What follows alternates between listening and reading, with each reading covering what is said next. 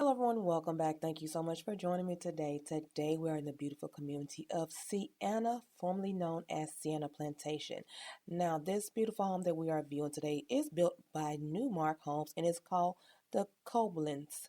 This is a 4-bedroom, 3-bathroom home. It is a little under 2,800 square feet, and the starting price is going to be in the low $500,000 range. So we're going to take a quick tour of this home.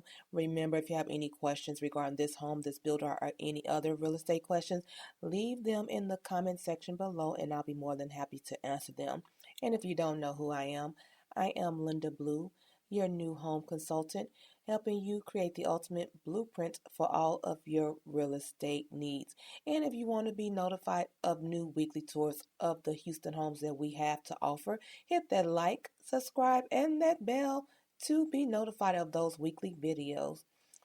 And one last thing, if you are going to be moving to this community and you were just curious about the schools, the one thing you need to know about this master plan community is that they have been building for over 20 years in this community. So it is massive.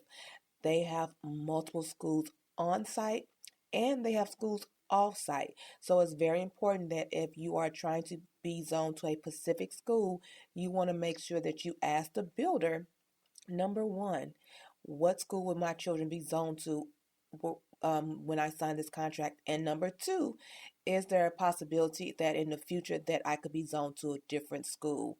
Now, currently in this community, they have on-site schools. That is going to be Lynette Elementary, Thornton Middle School, Ridge Point Elementary, and they are also building a new elementary school that will be open this fall. So enjoy the tour and remember, if you have any questions, leave them in the comment section below.